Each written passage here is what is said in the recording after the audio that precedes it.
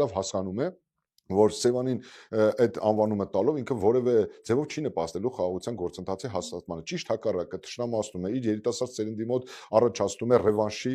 ուրեմն նկրտումներ, Հայաստանը կլանելու, Հայաստանի վրա հարձակվելու, Հայաստանը նվաճելու ուրեմն սերմեր է ցանում։ Այսինքն ակնհայտ է, չէ՞ որ Ադրբեջանը մեր հետ այս առումով հաշտվելու որևէ մտադրություն չունի։ Հա, շատ լավ հասկանում եմ, իրենք էլ չեն ուզում պատերազմ։ Իրանք ընդհանրապես ուզում են խաղաղ միջոցներով վերցնել Հայաստանը։ Սրա մասին է խոսքը։ Հիմա մենք ինչ պետք է անենք։ Համակերպենք, ասենք ինչ է թե պատերազմ չենք ուզում, լսեք, նորից եմ կրկնում, Փաշինյանական այդ իշխանության այդ քարոզչությունը, որ եթե դու համաձայն չես Նիկոլ Փաշինյանի դրսևորման հետ կամ նրա վարած քաղաքական գծի հետ, ուրեմն դու պատերազմ ես ուզում։ Ես պատերազմ չեմ ուզում, բայց ես նաև ստորացում էլ չեմ ուզում, ես պարտություն էլ չեմ ուզում, ես նսեմացում էլ չեմ ուզում։ Ես չեմ ուզում, որ Ալիևը իմ ժողովրդին եւ իմ երկրի քաղաքական վերնախավին նվաստացնի, չեք հասկանում, այս տարական բան է։ Այսինքն այստեղ այնքան պարզա իրողությունը, Ադրբեջանի հետ պետք է խոսել արժանապատիվ դիրքերից, արժանապատիվ խոսույթով պետք է հակադարձել իրենց։ Եվ այո, պետք է գնալ հաստատում։ Արժանապատիվի տակին չեմ մտնում, ասում են։ Միայն ասում եք արժանապատիվ խաղաղություն ենք ուզում։ Ո՞րն է այդ արժանապատիվ խաղաղությունը։ Ձեզ հակադարձում են ԿՊ-ից։ Ուրեմն չզիջել Հայաստանի Հանրապետության ռազմավարական որևէ շահ, չզիջել ուղակի։ Եթե վիճակի չեք չզիջել, հեռացեք։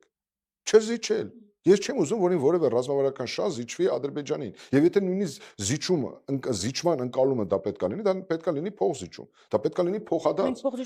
Այո, դա պետք է լինի Ադրբեջանի կողմից հայելային արձագանք։ Սրա մասին է